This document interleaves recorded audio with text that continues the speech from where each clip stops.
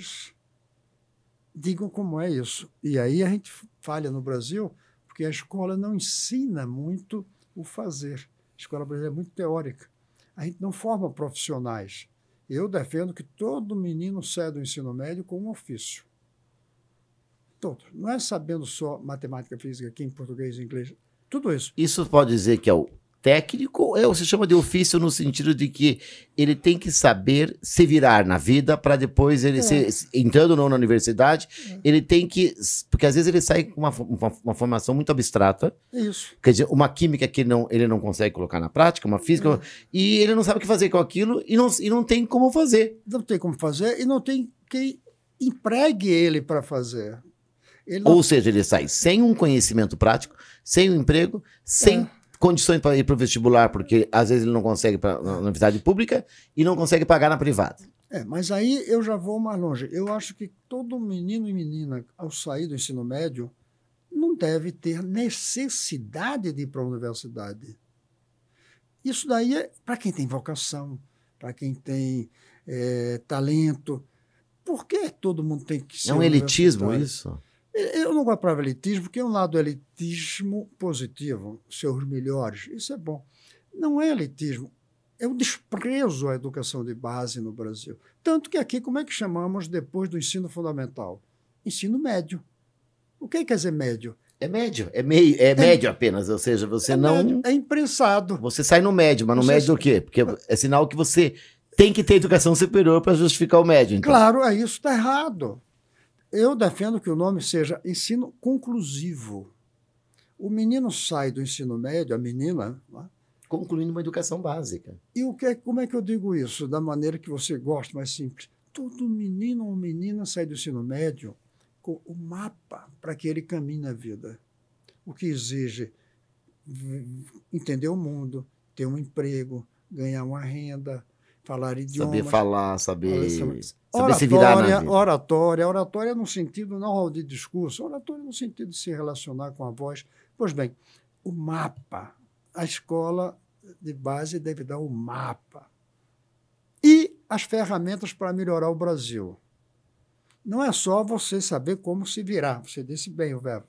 A escola tem que ensinar como se virar na vida, como ser feliz, eu prefiro dizer. Claro que a felicidade depende de muitos acasos também. Mas você ter o mapa... Mas é uma base para ser feliz. A escola que dá base para ser feliz. A base, e eu digo o mapa. Agora, além disso, ferramentas para fazer um mundo melhor, que é participar da política, que é saber uma profissão que o país precisa, e alguns, os que querem, entrarem no ensino superior para dar uma contribuição ainda maior. Mas nós desprezamos isso, porque você chamou de elitismo, e está bem, desde o começo. O Brasil caiu nesta de que todo mundo tem que ter um diploma.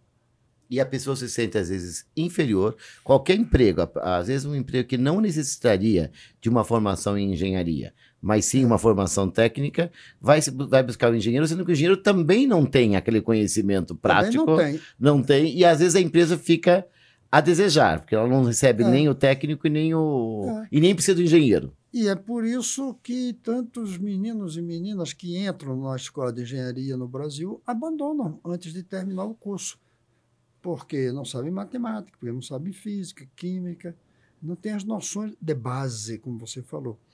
E depois de formado, muitos hoje não têm emprego.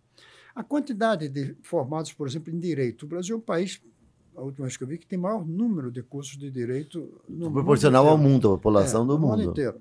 Pois bem, a maioria não vai ter trabalho, não vai ter emprego. A nossa universidade não dá empregabilidade. Aí não facilita a busca da felicidade.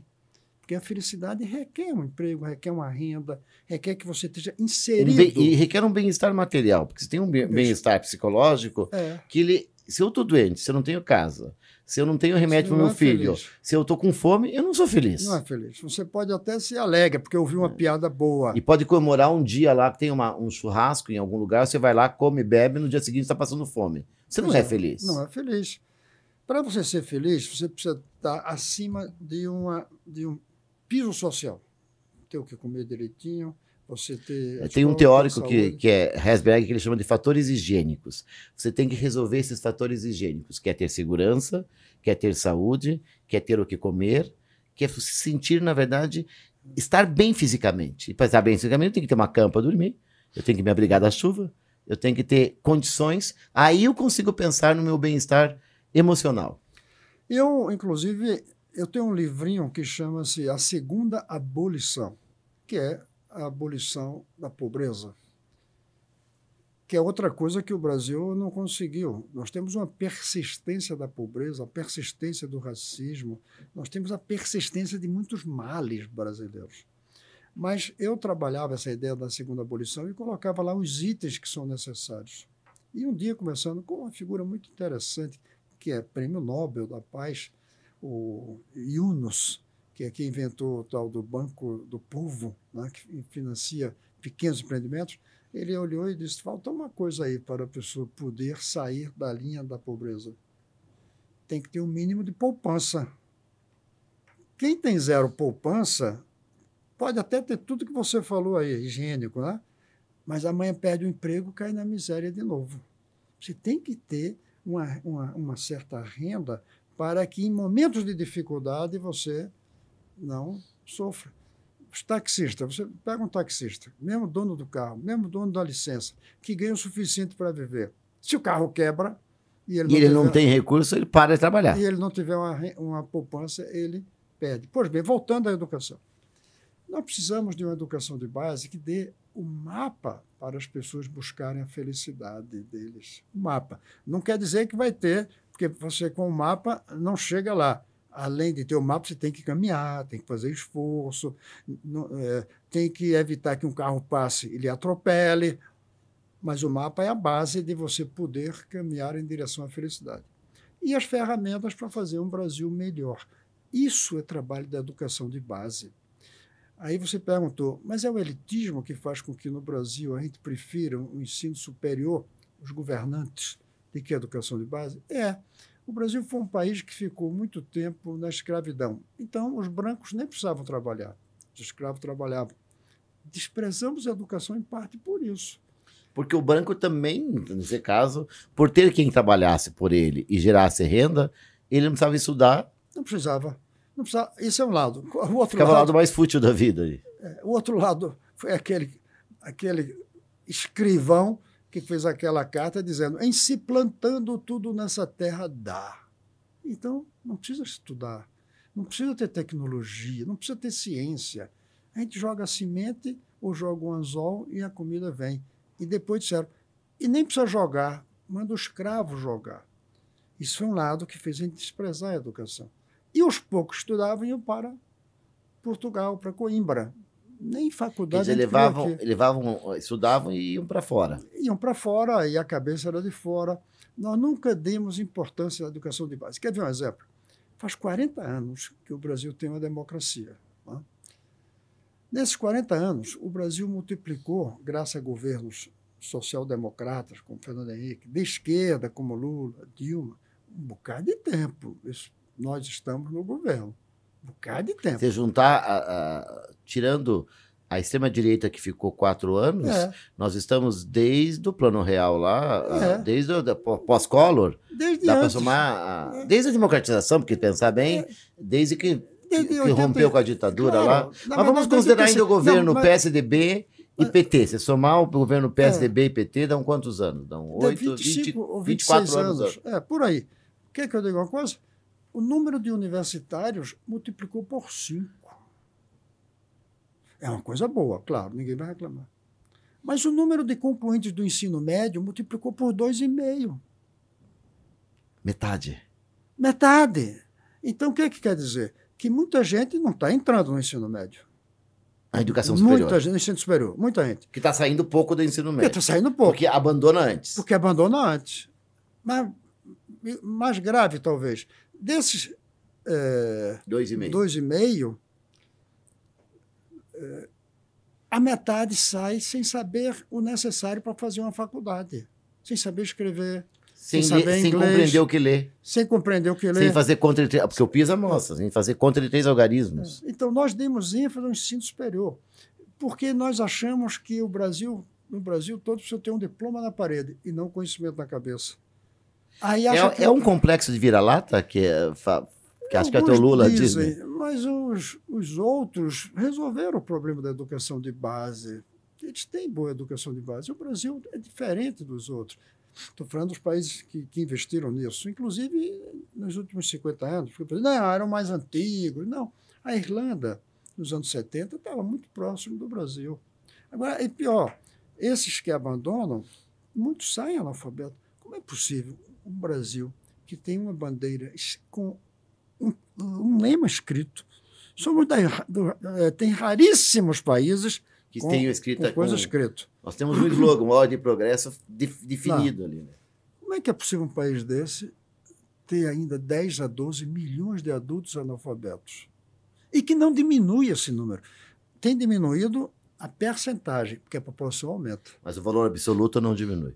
Não diminui. Aquilo ali. Ou seja, são pessoas que não conhecem nem a bandeira. Porque não sabe ler ordem e progresso. A gente esquece isso, mas quem não sabe ler, se você misturar as letras do ordem e progresso, o analfabeto pensa que ainda é a bandeira. Ou se você escrever ali em inglês, ou francês, ou espanhol... Porque para ele é apenas um símbolo que não tem sentido. Ele não consegue decodificar? Não consegue decodificar. Teve um tempo que eu disse, ou a gente ensina todo mundo a ler, ou tira o ordem e progresso da bandeira. Se é uma questão. Ou todos vão ler o Ordem e Progresso, porque você está excluindo a possibilidade de uma parcela não saber o que está escrito nessa própria bandeira. Os únicos países que eu saiba do mundo que tem texto escrito são alguns islâmicos. Mas é que o que está escrito são textos do Corão. E são textos que as pessoas decoraram. Mesmo que quem não sabe ler, sabe que aquilo está dizendo a seguinte coisa que Maomé escreveu. Porque, segundo Maomé, não foi ele que criou, foi Deus que inspirou. Pois bem, nós desprezamos a educação de base. E a maioria do povo, não são só os dirigentes, a população quer que o filho entre na universidade, não quer que ele saia de um bom ensino médio e dispute para ver que é igual. Veja como a gente fez diferente no futebol. Futebol, quem chega na seleção são os melhores. Mas a bola é redonda para todos. A gente não redondeou as escolas. Eu, aliás, esse livro que você tem aí, A Última Trincheira da Escravidão, que é um livro que eu publiquei o ano passado, é que nós soltamos os escravos, tiramos as algemas, tiramos as algemas dos pés e das mãos, mas não libertamos. Qual é a diferença entre um solto e um liberto? O solto é o que não tem a gema. O liberto é o que tem o mapa do caminho na mão. Se você não tem um mapa no caminho, não sabe para onde vai, não sabe como chegar lá, você... Só tirou a algema, mas na verdade continua perdido. Continuou. Eu, aliás, acho que a elite, você falou em elitismo brasileiro, quando votou a Lei Áurea, que quase não passa naquela época na Câmara e no Senado, eu acho que eles disseram, vamos soltar esses meninos que ainda não nasceram, mas não da escola. Porque a gente solta, mas não liberta. Eles continuam precisando de se submeter ao trabalho que a gente impõe. E aí, 20 anos depois da Lei Áurea, da Lei do Ventre Livre, não tem mais jeito de manter essas pessoas escravizadas. Vamos soltar, mas não liberta. A gente não dá escola. Nós só viemos a ter uma lei que garante vaga na escola a partir dos 4 anos até os 17, em 2008. Em 2008 é que tem uma lei que garante, e que não é cumprida completamente ainda. Mas, mesmo assim, mantém-se a última trincheira. A lei já diz, é garantido vaga na escola para todos os meninos e meninas a partir dos 4. Mas o que é que a gente fez? Criou uma escola boa e uma escola ruim, que eu chamo escola Casa Grande, no sentido não da família. Da senzala Casa Grande. Mas da casa. O Casa Grande separado, né? Casa Grande separado. Não é o sobrenome Casa Grande, que às vezes confunde o da senzala ao Casa Grande, a Casa Grande. A escola do dono do escravo continua.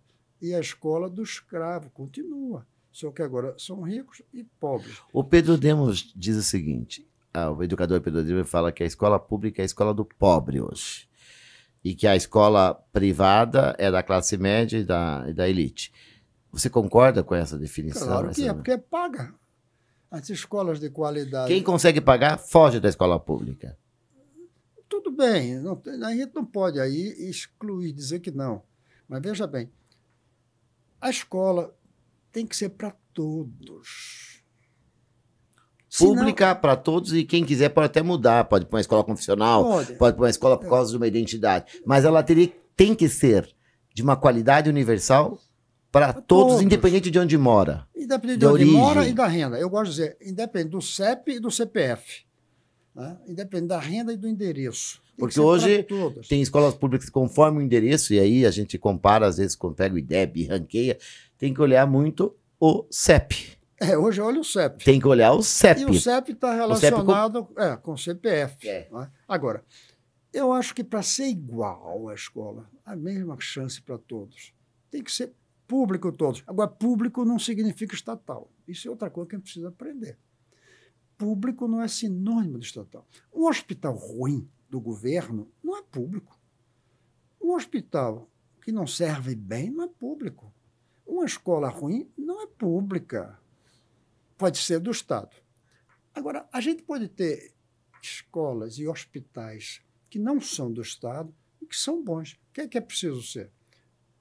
Não cobrar do aluno. Alguém tem que pagar por ele. Ela é pública porque você abre para o público. É isso, ela é pública e abre para o público. E porque tem qualidade. Sem qualidade, não merece o nome de pública. Então, pública tem qualidade, abre para o público, e não vai cobrar dele. Porque você vai. Ele é aberta para o público. Aberta, não tem um pagamento de um valor para poder entrar.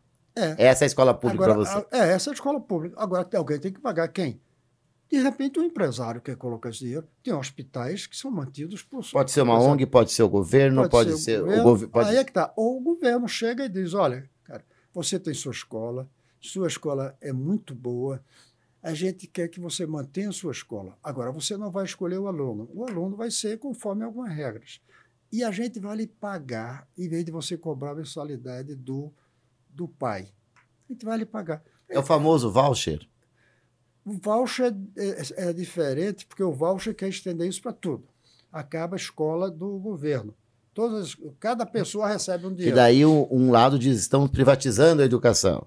Eu não tenho nem medo dessa palavra. O problema é que quando você der o voucher, alguns vão pegar o voucher e botar mais outro tanto.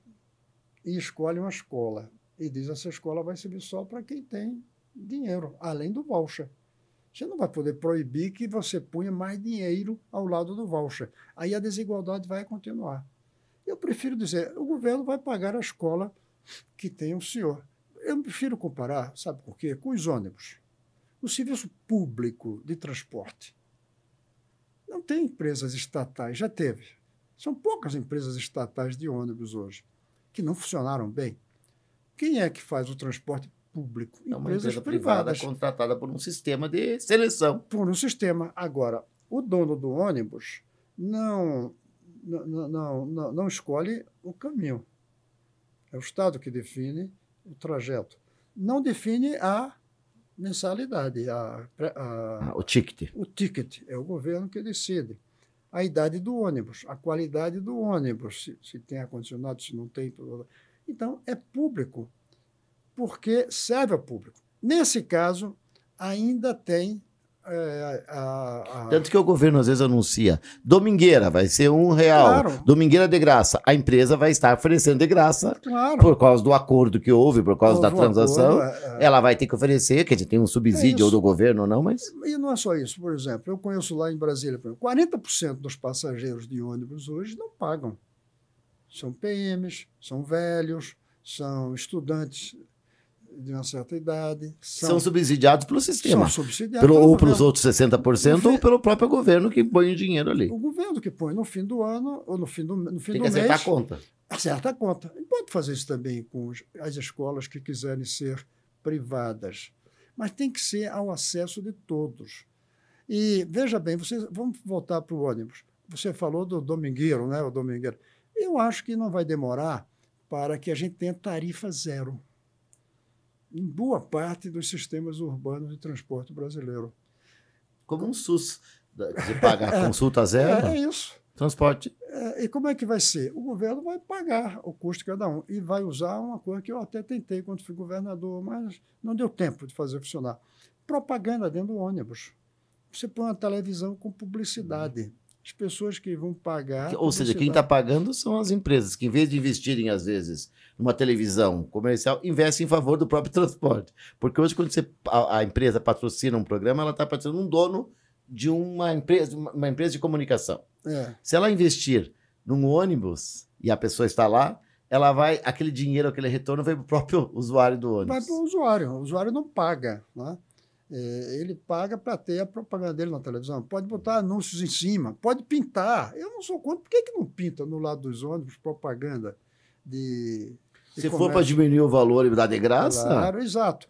Eu não vou dizer aqui que eu defenderia que um empresário pague uma escola, financie e obrigue que ponha propaganda dele na camisa dos alunos. Não, eu acho que aí a gente já está usando o menino.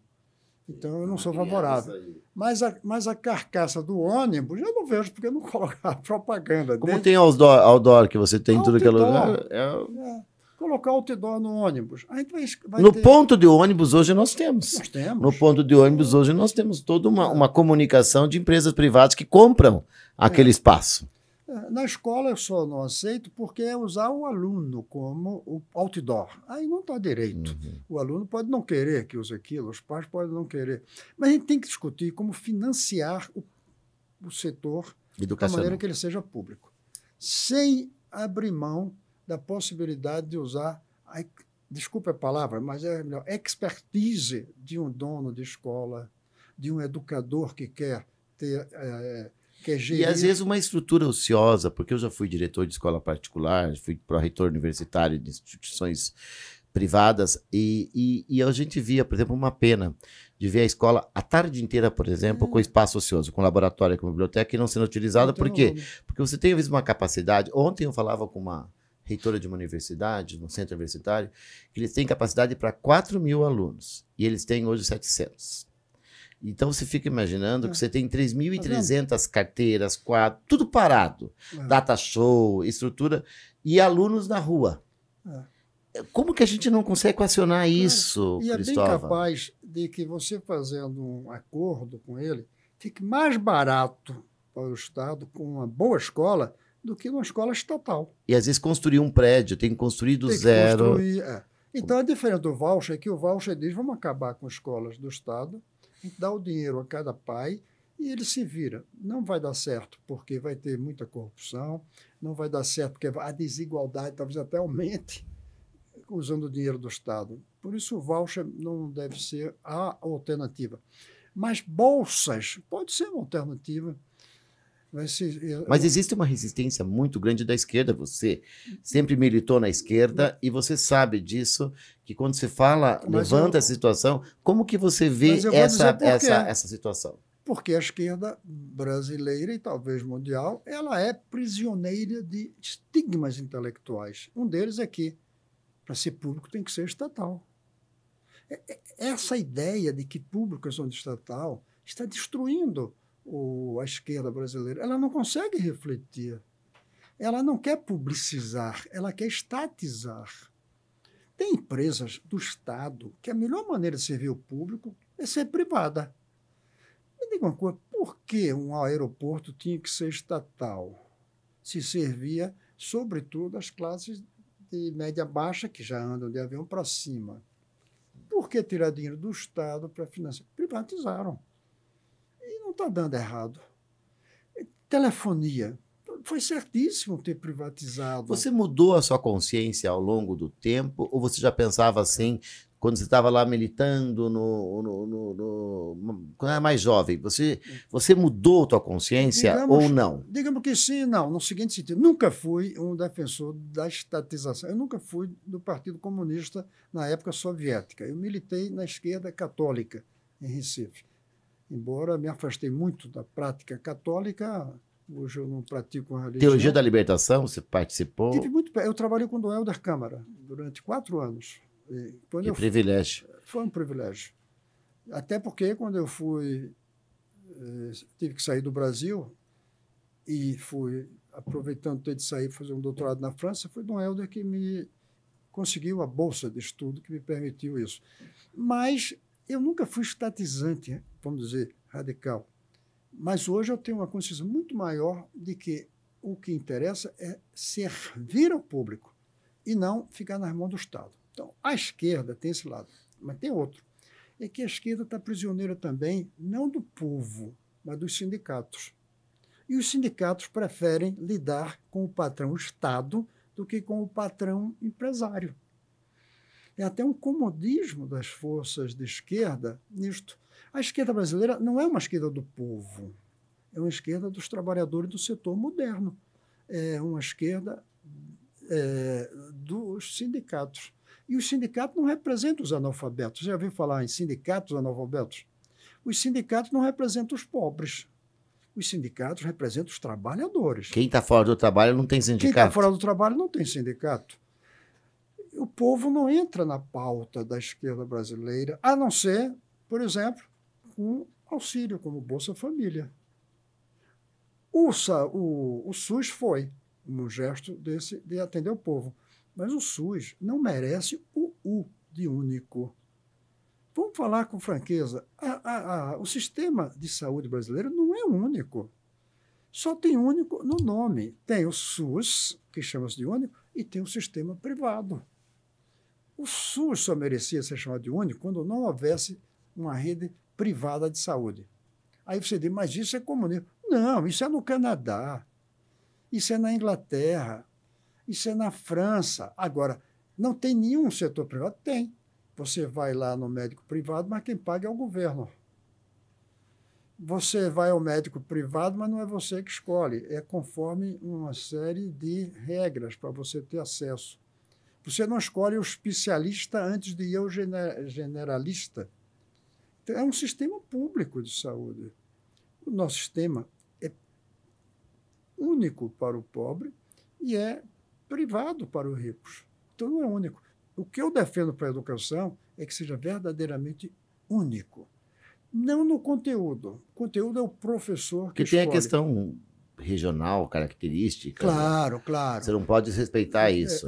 E, embora exista um conteúdo universal. Existe a matemática, a física, história, a geografia. Universal. A história do Brasil, a própria língua portuguesa, mundial. Nós podemos ter o regionalismo, mas tem uma língua claro, a ser ensinada. Agora, o que é que tem que ser único? A qualidade do prédio, não o desenho do prédio. A arquitetura tem que ser de acordo com o local. Tem lugar que é muito quente. Mas o que tem que ter neste prédio, isso, tem que seguir. Tem que seguir. Tem que ter um laboratório, tem que ter uma quadra de esporte, tem que seguir. Tem que ter um teatro. Tem que ter um manual. Tem que ter regras para a qualidade do prédio, regra para a qualidade do equipamento, e o professor tem que ser federal. Vamos entrar então agora, já que você está entrando nessa questão, é a sua bandeira. Todo mundo conhece sua bandeira, alguns dizem, mas ele é teimoso até, porque você, como ministro da Educação, você levou essa bandeira, você pode até falar aonde que você encontrou resistência, porque se encontra resistência, você tem uma bandeira da federalização, ou seja, todo professor é federal, a gestão pode ser municipal, não é? Você não entra na questão da gestão, se não me engano, mas o professor é federal e você vai ter, então, como se fossem as universidades públicas que têm um sistema federal. Eu queria que você explicasse para nós, de forma objetiva, o teu projeto e por que, Cristóvão, que você, como senador, você como foi ministro, você que foi militante, você que tem proximidade com o governo Lula, por exemplo, que é o nosso presidente da República, aonde que há resistência? Falta entendimento, falta recurso, falta convencimento. O que falta, Cristóvão? Vou colocar o que falta. Vou resumir em 3 coisas. Primeiro, falta um instinto nacional que queira, de fato, garantir que o Brasil esteja entre os 10 melhores do mundo em educação. Veja que eu sou modesto aos 10. Em futebol, a gente quer ser o melhor. Eu nem estou querendo dizer que o Brasil vai ser melhor do que a A Finlândia. gente não quer estar entre os 10, a gente quer E futebol... nem o segundo você nem o aceita na segundo, Copa. Você, a hora que vai disputar e perde, você fica derrotado. derrotado. E se ficar em terceiro e quarto, que o jogo é no sábado, você nem quase quer assistir. Até hoje a gente não esquece que perdeu de 2-1 para o Uruguai 70 anos atrás. Quem é que lembra que faz 3 meses a gente descobriu que está em 54º em educação? E nem liga no dia seguinte. Então, falta um instinto nacional para estar entre os 10 melhores do mundo. Não vou nem dizer os 5, mas 20 eu já não estou satisfeito. E falta um instinto nacional para que o filho do pobre tenha uma escola tão boa quanto o filho do rico. Este segundo instinto falta mais ainda. Porque tivemos 350 anos de escravidão, em que os escravos não tinham direito nem de ir à escola. Isso está ainda na cabeça do brasileiro, inclusive dos pobres, de que a educação da máxima qualidade não é para todos. Quando eu digo, tem que terminar o ensino médio falando inglês. Bem, a maioria da população pobre não capta bem isso de que é um direito. É um direito. É um privilégio. Eles acham que é um privilégio. É um direito. Então, falta esse instinto. E eu lamento, mas o presidente Lula, que eu fui do partido dele, que eu lutei para ele ser eleito agora, defendi. Acompanhei, que para mim é o melhor ainda que a gente tem. Não quero fazer propaganda de nada aqui, mas ele não tem esse instinto. O instinto... Você convivendo com proximidade com ele, você não sente isso? Ou Não. no Lula, ou no próprio partido que está no governo? Partido. Aí o partido já é outra coisa a mais. O partido foi dominado pelo Sindicato dos Professores. O PT, Partido dos Trabalhadores, não é da educação. Sem professores não há educação. Mas hoje, os sindicatos dos professores não jogam a favor da educação necessariamente. Jogam quando pede salário para professor. Isso é uma coisa necessária. Mas não luta quando a gente pede que o professor se dedique mais. O sindicato fica contra. O sindicato fica contra quando a gente diz que é preciso avaliar o professor. E que se o professor não se dedica, não tem que continuar professor. Então, Ele lida com os interesses corporativos da categoria. Agora, mas só mas não é esse... pode fechar, depois eu... É o papel do sindicato. Só que não é o papel do Partido dos Trabalhadores. Então vamos entender. O sindicato está cumprindo seu papel. O sindicato tem que lidar com os interesses corporativos, enquanto que o governo ou o partido do governo tem que lidar com os interesses dos educandos. É isso. Mas eles confundem. Fizeram agora uma Conferência Nacional de Educação. Quem é que ficou ali? Foram as corporações. As corporações. E não só a educação de base, os universitários são ainda piores, talvez. Sindicatos dos professores universitários. Que também conversam com esses alunos e fazem um movimento. E fazem um movimento. Brota dentro da universidade. Olha, gente, a reforma do ensino médio, ou seja, que eu gostaria que chamasse de conclusivo, foi barrada de ser executada por esse pessoal por razões corporativas. Não foram razões pedagógicas válidas. É claro que tem que deixar que o aluno escolha mais a sua disciplina. Quanto mais disciplina optativa, melhor. Porque os alunos abandonam a escola em geral porque não gostam de certas disciplinas. Aí é reprovado uma vez, é reprovado outra vez. Ou aí, sabe o que é que estão fazendo? Não, dá promoção automática para ele não ser reprovado. Mas voltando, por que essas ideias não pegam? Um é o lado do instinto. Eu uso a palavra que Joaquim Nabuco criou em relação à abolição. Em um certo momento criou-se um instinto nacional pela abolição. Sem isso, teria demorado ainda algum tempo. E aí entramos na política. Os partidos políticos não constroem esse instinto na população e se acomodaram com a ideia de dizer deixa a educação para as famílias que tiverem dinheiro e para o prefeito que quiser. Deixa lá. O presidente Lula não quer trazer para o colo dele o problema da educação de base. Quer ver a prova? Eu tentei tanto convencer em 2002 que ele criasse o Ministério da Educação de Base. Quando eu fui chamado... É uma bandeira sua. Quando eu fui chamado para ministro da Educação, ele disse, presidente, eu queria ser ministro só da Educação de Base. O senhor pega as universidades e ou cria um ministério para elas, ou coloca no Ministério de Ciência e Tecnologia, como é em todos os estados brasileiros. Aqui no Paraná está dentro da Secretaria de Ciência e Tecnologia. Em todos. A gente fez isso para os estados, mas não faz para a nação brasileira. E não aceita. Por quê? O presidente não aceitou ou o sistema não aceitou? O sistema não aceitou. Por quê? os sindicatos dos professores das universidades e os reitores se insurgiram contra essa ideia, porque eu soube que o presidente Lula chegou a simpatizar no final de 2002, quando ele estava escolhendo o ministro, porque disseram que isso ia tirar dinheiro das universidades para a educação de base. Então, foi uma questão orçamentária. Orçamentária, dinheiro. Olha, Renato, uma das maiores frustrações que eu tive, e aí não é de sindicato, é com o reitor, é quando eu, ministro, criei o programa Brasil Alfabetizado. Eu queria ficar na história. Não é como quem fez a Revolução da Educação de Base, porque isso vai levar 20 anos. Eu queria dar o primeiro passo com a tal da escola ideal, que era a federalização no início. Mas isso são 25 anos, 30.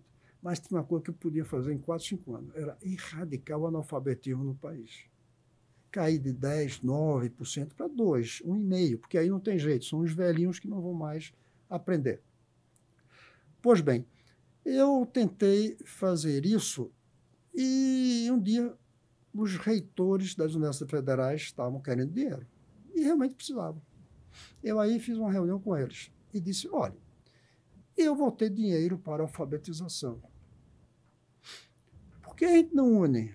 Eu até brinquei, quando duas pessoas solitárias se encontram, mata a solidão de cada um, desde que alguém pague o cinema. Se mais apressado que pague o motel. A gente tem como casar aqui duas solidões. Os analfabetos querendo aprender a ler e os reitores querendo dinheiro para as universidades. E a gente paga. O dinheiro que eu vou botar para a alfabetização, põe para vocês. Agora, vocês Tem obrigação de. vão alfabetizar, vão colocar os alunos. E não é muito tempo que a gente precisaria, era pouco tempo do curso de um aluno de 4 anos para ele ser alfabetizador 2 vezes por semana, durante 2 horas. Eu nunca vou esquecer um reitor, não anotei o nome, não me lembro da cara dele, que se levantou, inclusive grosseiramente até, eu, ministro, diante deles, apontou para mim e disse, ministro, isso de analfabeto é uma coisa sua, o senhor é que é o ministro, eu sou o reitor. Meu problema é com meus alunos. E perderam 2 bi, porque eu não transferi, o dinheiro era para a alfabetização. E não sei se não chegaram a fazer greve, porque eu saí pouco tempo depois. A resistência é muito das universidades. A universidade acha que depois que a educação começa, depois do vestibular. Antes não existiu nada. É assim. Aqui e ali, nos cursos de pedagogia, de licenciatura, alguns se preocupam, mas a estrutura em si nega valor. Então, vamos voltar por que não funciona. Essa ideia da federalização, que hoje eu gosto mais de chamar adoção da educação municipal pelo governo federal. Só um parênteses. Na minha proposta, a gestão não é nem do município, é da escola. Eu defendo a descentralização radical da gestão. Então, a escola tem... vai existir um secretário municipal de educação, secretário estadual de educação? Não, vai ter um representante do Ministério da Educação de Base. Pode chegar no município. Que vai se relacionar com o município. Mas a escola, por exemplo, a estrutura física da escola? Vai ser o governo federal que constrói, vai ser o governo federal que mantém. Mas a gestão do dia, pintar, cuidar, fazer uma parede nova, fazer uma ampliação, é o diretor da escola com a comunidade. Com o dinheiro que ele vai receber? Com o dinheiro que ele vai receber, até vai ficar mais eficiente. Agora, a carreira não, o salário virá direto para o contra-cheque. E a fiscalização dos próprios conselhos dos pais, como nos Estados Unidos também. O conselho é muito forte. Claro, dos pais também. O que não chegou ainda ao ponto, é como na Finlândia, quem seleciona o professor é a escola. Os pais podem pedir a demissão de um professor. Eu acho que o Brasil não está preparado para isso. Não, e o sindicato mata, porque não, tem toda a questão eu acho que não seria bom. Agora, a gente tem que quebrar... Porque existem também as questões aqui, perseguições que poderiam acontecer e... Bem, também, a gente sabe disso. Sobretudo contratar. Ia começar a contratar afiliados, né, de alguém. Mas voltando, então falta esse instinto de dizer educação de base igual para todos e o Brasil entre os melhores do mundo.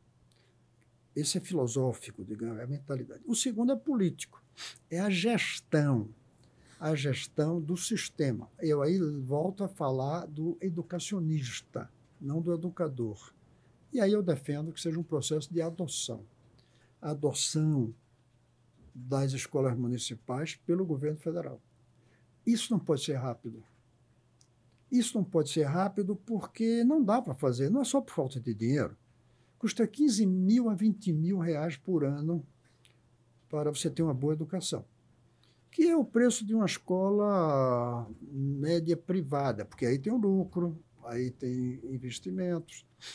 15 a 20. 50 milhões, a gente precisaria de 750 bi. Se você faz em 25 anos, isso vai ser 2,5%, desculpe, vai ser 6% do 6,5% do PIB, se o PIB crescer 2%. Não é impossível.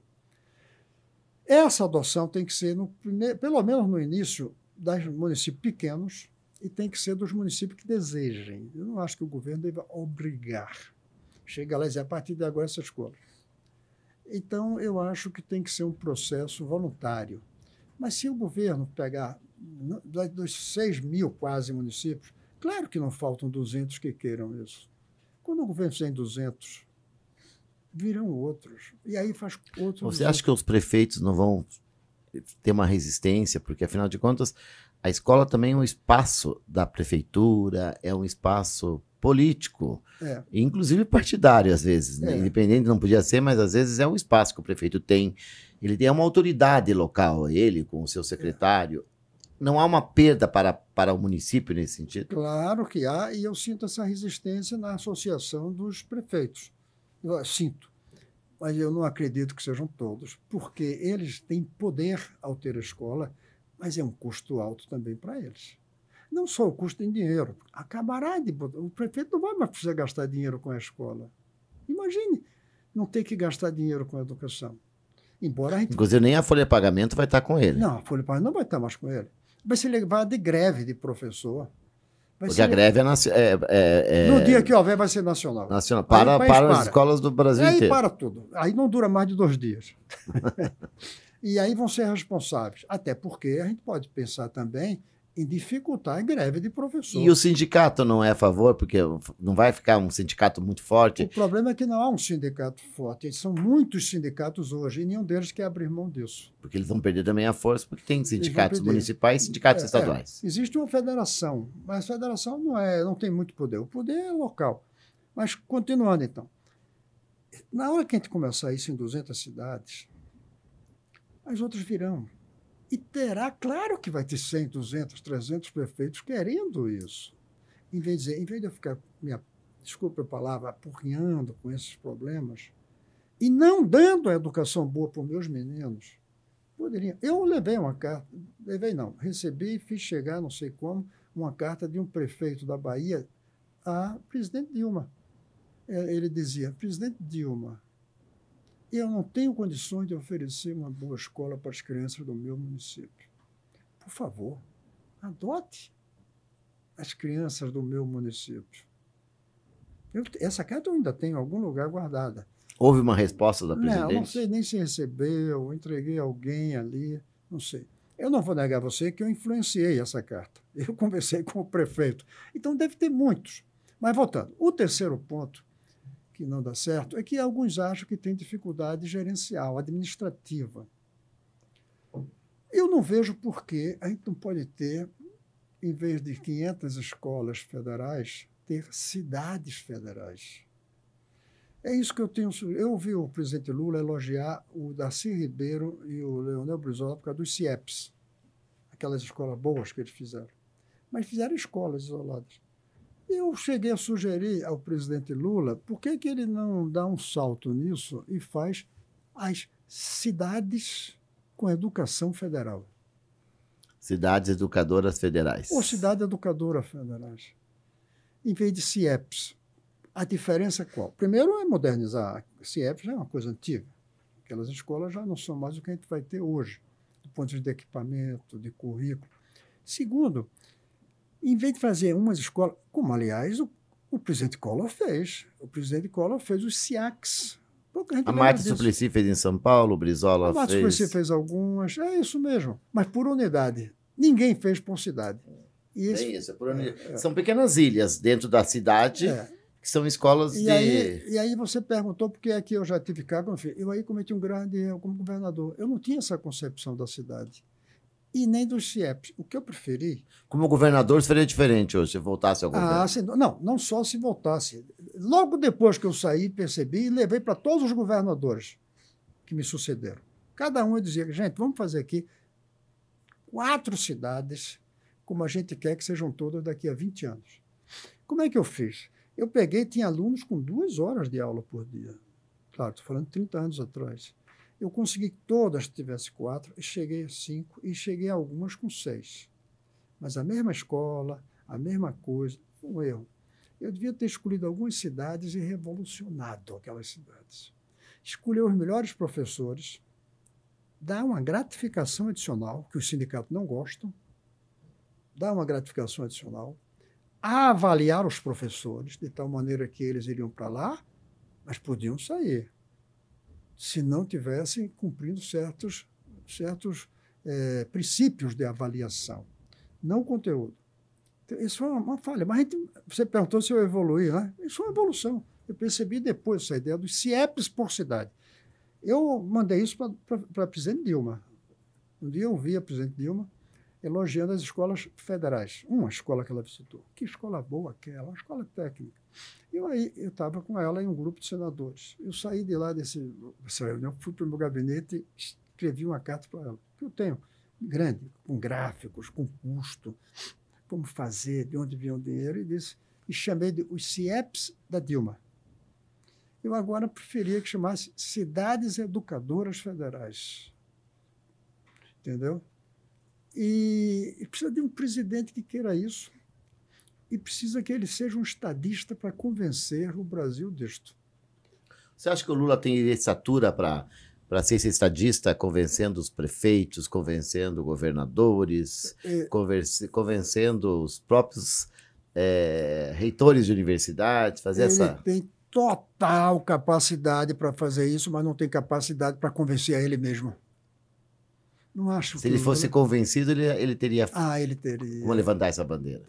Teria, porque ele tem força sobre os sindicatos, ele tem força sobre os reitores das universidades. Ele é um líder com carisma, capaz de levar isso. Ele poderia ser o nosso estadista educacionista. Você reparou? Nós tivemos estadista da independência, nós tivemos estadista da abolição, nós tivemos estadista da república, nós tivemos estadista do desenvolvimento, nós tivemos estadistas até da distribuição mínima de renda da Bolsa Escola. Mas não temos para a educação. Mas não temos um estadista. Mas você foi candidato a presidente da República. Vou pegar um jornalista numa televisão que falou o seguinte: ele criticava o sistema educacional e falava assim, e o candidato que carregou a bandeira da educação, com a primeira vez uma grande bandeira de educação, teve um percentual muito pequeno. Então ele faz ali uma comparação dizendo que o Brasil não tem preparo para escolher um presidente que tem essa bandeira da educação como você tinha. Você foi candidato a presidente da República em que ano? 2006. 2006. E você, e a tua política principal, tua bandeira era a educação? Minha bandeira era a revolução pela educação. Então, eu vou fazer uma pergunta. Primeiro, por que você foi candidato a presidente da República? O que te levou a isso? Quais foram os teus sentimentos? E se conseguiu, nesse momento, levar para esse debate com os outros presidenciáveis? Eu acho que eu fui candidato a presidente porque eu queria nomear o ministro. Quem seria seu ministro na época? Eu acho que seria o mesmo, talvez, né? Mas seria alguém que fizesse essas ideias. Não, eu quis ser candidato a presidente para levar essa bandeira. Quem que ganhou a eleição foi na época? Foi o Lula? Foi o Lula. Foi o claro, Lula. Foi. No segundo turno, você já apoiou o Lula daí? Não, o partido que eu estava, era o PDT, preferiu que eu e mais 2, o presidente, ficássemos independentes naquela época. Nós não manifestamos. Mas depois você foi já ministro da Educação nesse governo? Não, eu fui ministro da Educação antes. Você já tinha sido... tá certo. Você já tinha sido ministro da Educação. Aliás, e daí você foi candidato a presidente da República. Para mostrar... Eu vou responder primeiro. Eu fui porque queria ter a plataforma para falar da educação. Queria. E você ganhou tanto que eu estou comentando isso, claro. Porque foi na Rede Globo que você foi falar Eu ando aqui, as pessoas me conhecem na rua. Se eu fosse só político local do Distrito Federal, ninguém me Ou conhecia. mesmo só da educação, você fica mais limitado. Agora, quando você vira candidato a presidente da República, você foi para o cenário, todos os setores passaram a discutir você. Eu preparei, eu fui um dos poucos, eu tive um programa de governo com 42 capítulos. Eu tratei todos os temas do Brasil. Agora, o vetor de tudo é a educação. E aí tinha o capítulo também da educação. Mas eu falei de tudo. Mas voltando, porque se, além disso, o maior cargo que um político pode chegar é de candidato a presidente. Porque presidente não é mais cargo, já é destino. Eu até digo sempre, é como todo menino que termina, sai do seminário, tem direito de sonhar ser cardeal. Papa não. Papa é o destino e o Espírito Santo. Porque é uma coisa... Não dá para você imaginar que você vai ser papa. Ser presidente são circunstâncias. Então, eu quis ser. Eu acho que eu preencho um bom papel. Agora, por que teve uma votação pequena? Primeiro, porque eu disputei com Luiz Inácio Lula da Silva, com um bom governo. Uma reeleição dele. Que ele fez. Ele foi até, por sinal, foi mais bem avaliado no segundo que no primeiro. Disputei com Alckmin, ex-governador de São Paulo, eu do Distrito Federal, que é o menor colégio eleitoral do Brasil. E com Heloísa Helena, que era uma mulher charmosíssima e radical, que atraía o gosto dos que eram contra Lula, contra Alckmin. E eu, vamos reconhecer, eu sou um moderado. Eu sou radical na ideia de ser campeão de educação, e educação é igual para todos. Mas sou moderado na economia, em todas as coisas. Além disso, não tenho o carisma que esses caras têm. Lula, sobretudo. Mas a bandeira também não é uma bandeira que... A bandeira não sensibiliza. Não é bandeira de educação. E agora, em 26, pode ver, não vai ser bandeira na educação de base. A bandeira vai ser... bandeira que sensibiliza a econômica ainda? Eu acho que não, porque está indo bem. Por exemplo, o Milei se elegeu dizendo que ia acabar o Banco Central e dolarizar a economia. Aqui não vai ser isso. Aqui vai ser violência. E aí lembremos de Darcy Ribeiro, que 40 anos atrás ele disse, ou a gente faz escola hoje, ou vai fazer cadeia amanhã. E estamos aí discutindo presídios. E agora... O ministro que está ganhando mais destaque, ministro da Justiça. Porque cuida... Quem tem mais espaço na mídia, o ministro da Justiça, que da Educação. Quando você vê isso, me dói. Mas mais grave ainda, é porque ele é ministro da Justiça e da Segurança Pública. O que aparece é o ministro da Segurança Pública, que não está dividido, como já esteve, entendeu? O tema vai ser segurança, porque não fizemos as escolas. E, então, eu tive uma votação pequena. Além disso, um partido pequeno, sem tempo de televisão. Né? Esses caras tinham todo o tempo do mundo. Você tinha 2, 3 minutos, alguma coisa assim? Não chegava. Era 1 minuto, eu creio. 1 minuto. Mas marcou, mas eu acho que foi engraçado que marcou. Você como candidato, muitos candidatos a gente não marca. Você marcou como candidato a presidente da República, talvez pela bandeira mesmo. Marquei por um defeito. Sabe qual foi? Ficou a ideia de, como é que o Globo chamou? De nota só. Um candidato nota só. Se eu falasse de tudo em 1 minuto, não ia ficar nada. Além disso, não era a minha maneira de ser. Mas eu não fechei ainda o porquê não conseguiu. Né? O primeiro, um instinto filosófico, consciência, a mentalidade brasileira. O segundo, político, não se quer centralizar a carreira do professor, a responsabilidade, não a gestão. Eu, aliás, aproveito para dizer, federalizar com descentralização gerencial e liberdade pedagógica. O governo não tem que se meter no que o professor diz, como o professor faz, a gente avalia. E o terceiro é a parte administrativa, gerencial, que dizem que o Brasil é grande demais para ter essa rede. Mas ninguém reclama quando aumenta o número de escolas federais. Todo mundo quer escola federal. E que, por sinal, tem uma qualidade, tem um cuidado. Né? Você vai numa escola federal, eu já fiz muitas palestras com escolas federais, que é uma escola pública que se assemelha às privadas de grande qualidade aqui no Brasil. É melhor do que quase todas. Porque vamos analisar isso de público e privado. Tem boas escolas públicas, poucas, como tem as federais, Tocantins tem algumas, cada estado tem, cada município termina. E tem também escolas estaduais que têm uma referência boa, e municipais também boas. Mas isolada, uma ou outra, porque o prefeito não tem costume de fazer todas assim. Agora, se você olhar a desigualdade, você pega aqui as públicas, a desigualdade entre as públicas, as federais aqui e a pior municipal aqui.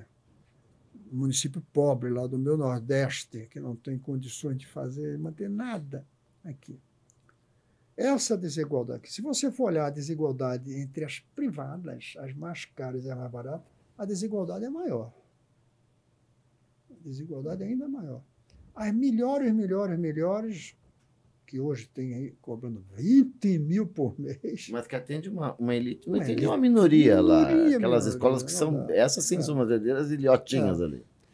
Agora, o que a gente precisa fazer isso chegar aqui, ó.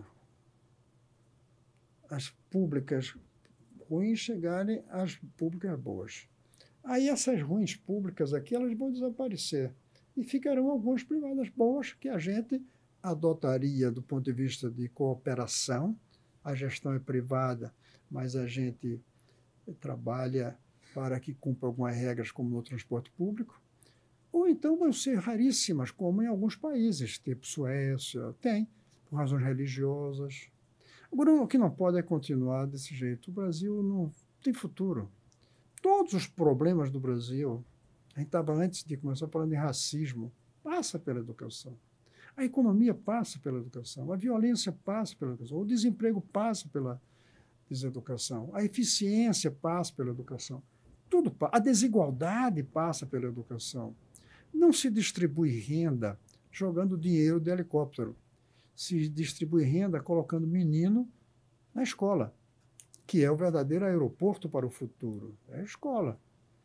Então, os outros países fizeram e conseguiram dar respostas. Nós estamos negando. E você fala aqui, né, você publicou um artigo que eu comentei com você na revista Veja, que viralizou, e que você fala, por exemplo, que nós estamos aí com, acho que 16 anos de esquerda, e que não conseguimos, e que ainda comemoramos o fato de um aluno chegar na universidade e ser e o ministro dar um destaque. Depois de 16 anos da esquerda no poder, você ainda fala no teu artigo, escreve aqui no teu artigo, que você, provavelmente esse aluno tem 20 e poucos anos e que ele nasceu no governo, já no governo Lula. Por que nós estamos ainda comemorando o fato de onde que nós, fora essa questão da tua proposta, o que nós temos de errado? Por que nós patinamos tanto?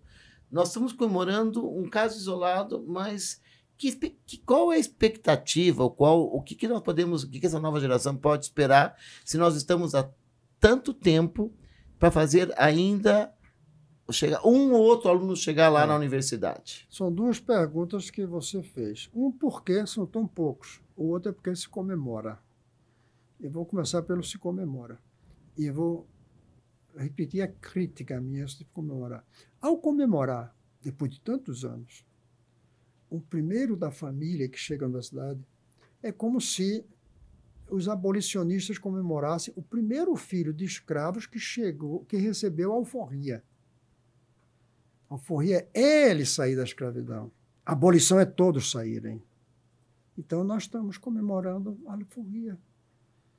Uma alforria que devia ter começado antes de entrar na universidade para todos, que é uma educação básica com a máxima qualidade, dando tudo que um jovem precisa para ser alfabetizado para a contemporaneidade, que são 10 itens, não vou lembrar os 10 assim que eu ponho, mas saber falar, escrever, interpretar, muito bem português, ter pelo menos um idioma a mais. No mundo de hoje, quem não tem um idioma a mais não está alfabetizado para a contemporaneidade. Saber as bases da matemática, da física, da filosofia, da biologia, da geografia, da história, para poder participar. Ter um ofício. Sair do ensino médio com uma profissão, que inclusive lhe deu o direito de não querer ir para a universidade. Por que eu vou para a universidade? Não é só por dinheiro. O Brasil está entrando na universidade por causa do salário que vai ter depois, o que é uma ilusão. É uma ilusão. Só entrar na universidade, só ter um diploma, não garante emprego. Nem melhor salário, às vezes. E nem melhor salário. Tem muitas profissões intermediárias que dão mais. Ser capaz de aprender depois de sair da escola. Aprender a aprender. Que, aliás, você fala muito nisso. Todo mundo tem que saber. Querer construir um país melhor e mais belo com um desenvolvimento sustentável. ter noções de solidariedade plena com os demais seres humanos e com a natureza. Nós não fizemos isso. Esse ensino médio, como chamam, né? Vamos chamar de educação de base, que é até o final do ensino médio, que permita isso. Agora, aí comemoramos por razões políticas oportunistas. É por isso. E é lamentável. Não fizemos o dever de casa de educação de base e comemoramos propagandisticamente alguns que escaparam. E eu não sei se escapou ao entrar na universidade. Por exemplo, o menino que aparece na televisão e que deve comemorar sim, e sua família deve comemorar o talento dele, não dizem que universidade ele entrou. Não dizem que curso ele vai Sempre que hoje entrar numa universidade, se for privada, nós temos raras exceções, ainda alguma seleção, né? Talvez medicina ainda, medicina, porque eu trabalho em muitas universidades e a gente sabe que não tem, entram praticamente todos, e nas públicas ainda tem uma seleção por causa que é de graça. Porque é grátis. A seleção hoje é porque é grátis. Porque é grátis. Não é porque é melhor. É interessante isso que você está dizendo. Eu nem tinha me dado conta disso. Eu conheço muitos jovens hoje, cujas famílias têm dinheiro, que não querem ir para escolas estatais. Não querem. Porque dizem que tem muita greve, porque dizem que é suja. E a estrutura... Não, e porque recentemente uma colega minha, o filho passou na Federal e passou na PUC. Ela preferiu pela PUC porque ela foi ver a estrutura de um curso de engenharia. E ela prefere pagar por causa que a estrutura, ainda mais um curso de engenharia que depende de laboratórios mais de ponta, ele vê que a universidade estava meio sucateada, no ponto de vista da avaliação dele. Eu estive nesses dias aqui na PUC. Eu fui fazer uma reunião com estudantes. Ela é muito agradável. Devia ter uns 80 estudantes com os quais eu me reuni durante 2 horas. A PUC aqui está bem melhor do que a maior parte das universidades federais do Brasil. Estou dizendo nas instalações, não estou dizendo no curso, não conheço o resultado do ensino. Mas as instalações, o ambiente, sem dúvida alguma, está melhor do que quase todas que eu conheço. Porque às vezes chega numa universidade pública e não tem papel higiênico no banheiro, que é uma tristeza. Saulo, você deve ter perguntas também aí já do pessoal que está acompanhando diretamente, não sei se quer fazer alguma aqui. Tem alguma, sim. Acho que vamos fazer uma interação. Claro, muito melhor. Saulo, vai lá então. Vamos ver porque... Não fica só eu perguntando aqui, esse papo vai longe, porque eu tô aqui, tô empolgadíssimo aí, Cristóvão. A conversa tá muito boa. Eu tô aprendendo bastante. Nós aprendemos bastante com ele também, né, Cristóvão? Claro, a gente fez uma conversa dos bastidores antes aí com o nosso amigo Saulo. Mas a gente está falando agora das instalações, por exemplo, e tem uma pergunta aqui relacionada a investimento em educação versus outras áreas. Porque frequentemente há debates sobre a alocação de recursos para educação versus outras áreas. E, na sua opinião, a educação deveria sempre ser a prioridade ou ela compartilha essa prioridade com outras áreas? Bem, compartilhar tem que compartilhar. Agora, a prioridade deveria ser a educação. Se você quiser que a prioridade seja a construção do futuro. Porque essa é uma coisa que também dificulta no Brasil. Nós somos, por alguma coisa, no passado, um povo imediatista. Nós queremos resultado imediato. E a educação não dá resultado imediato. Por que você perguntou lá atrás, por que há tanta preferência por universidade? Em parte é porque a universidade se comemora no dia que entra. O menino entrar na universidade já é uma comemoração. Mas na educação de base é só quando termina. E olhe lá. Nem comemoramos. Nós, na verdade, não temos a comemoração de quem terminou. Você acabou de falar que eu acho que de cada 10 alunos, se não me engano, 4 não saem do ensino, do ensino médio. É só o ensino médio, não pegar do ensino fundamental. A gente não tem uma comemoração de quem sai. A gente comemora quem entra na universidade. Mas eu não vejo uma comemoração. Hoje estamos brindando porque os alunos concluíram a educação básica. Não tem. Não tem, uma coisa que eu nunca tinha pensado, não tem. Não tem. Então, a universidade é como se fosse uma coisa imediata, conquistou, entendeu? A educação de base não dá. Então, nós temos que compartilhar, porque sem saúde não tem educação. porque sem esgoto, os meninos faltam aula, porque ficam doentes, os professores também. Então, não dá para dizer é só educação. Agora, tem que ser a prioridade se a gente quer o futuro. Por isso, eu defendo que, na hora de fazer o orçamento, não esqueçamos o resto, mas comecemos pela educação. Entretanto, é preciso começar não só por colocar mais dinheiro, mas também acabar com alguns vazamentos que tem no dinheiro que chega na educação. O gasto hoje com educação no Brasil é pequeno, se a gente quiser chegar àqueles 15 mil a 20 mil por aluno. Hoje deve estar em uns 5 mil. Mas uma escola federal, ela chega nesses 15, 20 mil. Chega. Até, Ou talvez, seja, uma escola federal, nós temos aí quase 3 vezes mais o recurso por aluno. Ou seja, nós temos que ter muito mais dinheiro para chegar, ou tem um grande problema de gestão aí no meio? Tem gestão, é isso que eu ia dizer. Esses 5, 6, 7 mil que a gente gasta hoje... É mau gasto. É mau gasto. Podíamos estar muito melhor do que estamos. Que de indicar 5, 6 mil, mas na prática talvez é 2.500, 3 mil. É por aí. Que vai fazer diferença lá. A escola não vale os 5 mil. Vale 2 mil, talvez. Então, e chega para o aluno mesmo 2 mil. Você perde metade ali. Ainda sendo generoso. A quantidade de professores, por exemplo, que não dão aula. A quantidade de dias de paralisações. Tudo isso é um custo. E só acrescentando, e de sistemas que nós temos, porque nós temos um sistema municipal, estadual, federal. Cada município tem uma equipe. Cada estado tem sua equipe. Tudo é sustentado com o dinheiro da educação. Então, nós temos... Cada município tem uma equipe da secretaria. Além disso, discutindo geografia. Aí tem a equipe estadual, discute geografia. Daí tem a federal, discute geografia. Aí tem os conselhos. Aí nós temos uma estrutura... E mais a universidade. Muita gente fora da sala de aula. Fora da sala de aula. Então, precisa de mais dinheiro. Estruturas de gestão. Mas a gente, antes mesmo de receber mais dinheiro, tem que mostrar que é eficiente. Tem que saber tapar os vazamentos. Tem muito vazamento.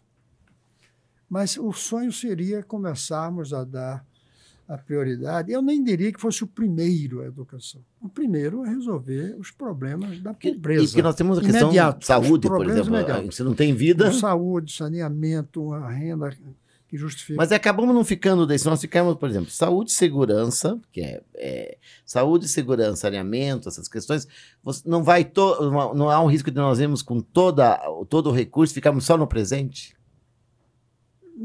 Não, isso aí é o presente. Mas esse presente sem ele não tem vida, sem vida não tem escola. Mas acaba sendo priorizado esse presente em detrimento do futuro.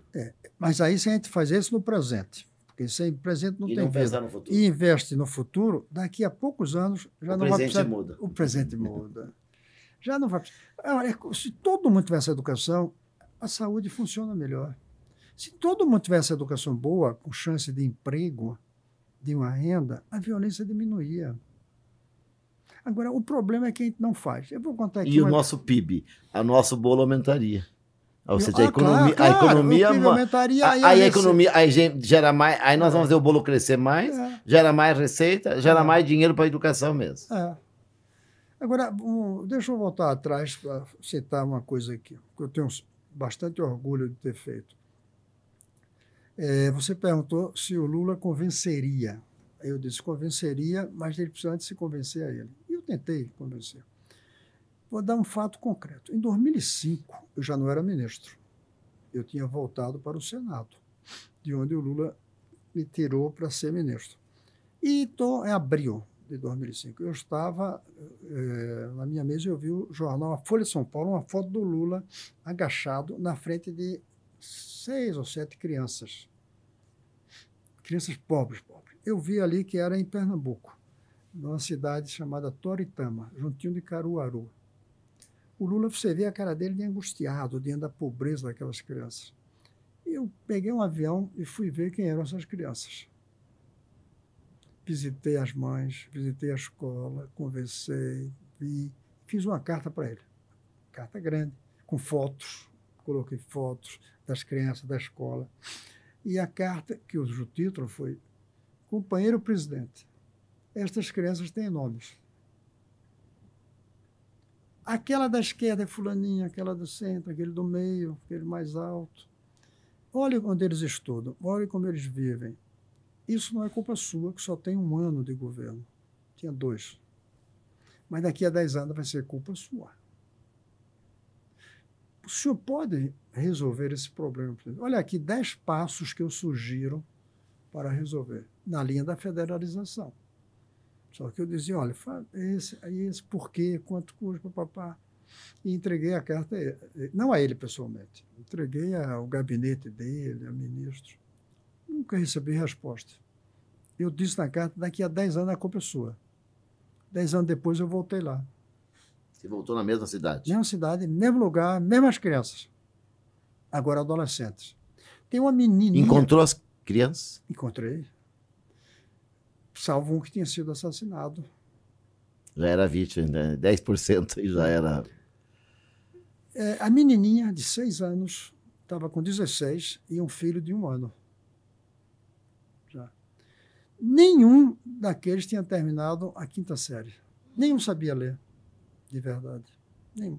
Foram só para foto, infelizmente. Não foram para foto. Não, a foto com o presidente Lula na época. Estavam na foto com o presidente, as crianças. Estavam na foto. Mas só não, a foto não mudou. A foto não mudou. É preciso dizer por que aquela foto, que é um gesto positivo do Lula. O helicóptero do Lula, um helicóptero, desceu num campo de futebol. Qualquer presidente via aqueles meninos longe, que não estavam junto do helicóptero, até porque tinha uma cerca, dava um adeuzinho e entrava no carro, que estava ao lado. O Lula não. O Lula caminhou até a rede, a cerca, e do lado do carro se agachou, ficou da altura dos meninos e conversou com os meninos, até porque eles me disseram que tinham começado. Voltei lá, 10 anos depois. Todos desempregados e trabalhando numa coisa que existe nessa cidade, que eles fabricam essas calças jeans. O Brasil inteiro recebe quase de lá. Tem um empresário que põe uma máquina de costura na casa da família e dá o pano. E a família costura. Todos eles vivendo disso. Um, como eu falei, tinha sido morto. Agora eu voltei lá, outra vez. Já então 17 anos, 18. O menininho, filho da menininha, que tinha 6 anos e que eu encontrei de novo com 16, ela agora com 20 e pouco, está com 8 ou 9 anos. Estava na escola, visitei a escola. E ele não sabe ler ainda. Mas estava na escola. Aliás, devo dizer, a escola ficou boa pra caramba. O prédio foi reformado, tem até ar-condicionado na sala de aula. Tem mais professores. Mas, por exemplo, o dia que eu fui, não tinha aula, era uma quarta-feira. Por quê? Porque tinha falecido a mãe de um aluno, aí a escola toda parou 2 dias. Todos os alunos ficaram sem aula. Todos os alunos. Certo que os alunos da turma do menino suspendessem a aula, né? Durante o velório. O menino devia ser, claro, devia ficar sem precisar de aula, até por uns dias. Mas a escola um todo. Mas a escola inteira. Porque é um desprezo que a gente tem pela educação. É isso. Essa experiência, eu escrevi na carta para ele, depois eu fiz um artigo dizendo é a hora do Ângelo, porque Ângelo é o nome do filho da menina. O Lula recebeu essa carta depois? Nunca sei se recebeu ou não. Nunca tiveram a oportunidade de conversar sobre isso? Nunca chamou. Ele até, presidente, não deve ter para isso, mas para dizer para o ministro, chama esse senador para conversar sobre isso, vê se esses 10 passos que ele está dando faz sentido. Porque eu dei os 10 passos. Eu vou lhe mandar essa carta. Me manda que vai ser um prazer. Daqui a pouco eu tenho no celular, está aí, nos meus textos. Eu lhe mando. Mas senador, como... chamo de você, às vezes, senador, claro, mas você, eu tenho uma né? intimidade já com você. Até a hora que eu falei sobre o presidente, candidato a presidente da República, eu chamei de você, eu me senti mal. Então, mas a gente tem uma certa relação já, chamando de você aqui é meio absurdo. Só, Natália, isso mostra os atrasos da civilidade brasileira. Você não teria essa dúvida se a gente estivesse aqui falando inglês, porque o you é usado para todos. Para todos. Mas você tem frustração, o período que você ficou no ministério, de você chegar no ministério. Eu vou pegar até uma frase do Cláudio de Moura Castro, que ele falou assim: quem menos manda no ministério é o ministro. Cláudio falou isso. Com muita relação que ele sempre teve com os ministérios. E você primeiro, concorda com essa frase? Segundo, como ministro, você não teve a oportunidade de dizer para um presidente da República, de sensibilizar, de chacoalhar, ou de me dar uma caneta cheia, só para a gente poder entender esse bastidor do ministério? A melhor maneira de mostrar as limitações é a razão que o presidente Lula me deu quando me telefonou para me demitir. Foi muito carinhoso, como ele é sempre, querido, que ele chama, né? Mas ele disse: olha, eu vou ter que fazer uma mudança aqui para trazer o PMDB. Foi nesse... Você estava em Portugal na época? Eu estava indo me encontrar com ele na Índia. Eu fazia parte da comitiva dele. Ele te demitiu durante a comitiva? Não. Eu era da comitiva, que sai no avião presidencial. Mas eu disse: não, eu quero ir 2 dias antes para lançar um livro em Lisboa. Um livro meu que foi publicado lá. Aí eu saí de Brasília 2 dias antes para lançar um livro. E de Portugal você ia? Já com a passagem no bolso, para ir para Nova Delhi com o presidente, o que é um prestígio. Não é todo ministro que vai nessas viagens. Inclusive assinar uma porção de convênios. Entre eu sair, ele viu que precisava do lugar do ministério para colocar um ministro que queria tirar de outro lugar. Na verdade, eu ia falar, o Tarso Genro, que ia sair do lugar que estava, que ele dirigia. Ele foi para a educação. Ele dirigia o famoso Conselhão, né? E o Lula precisava colocar uma pessoa ali do MDB. E não tinha onde colocar o Tarso? Provavelmente não. Aí botou o Tarso lá, que é um nome correto, um nome bom para ser ministro. Foi governador, intelectual. Então, e o Lula te ligou? Houve mesmo essa ligação telefônica? Ligou.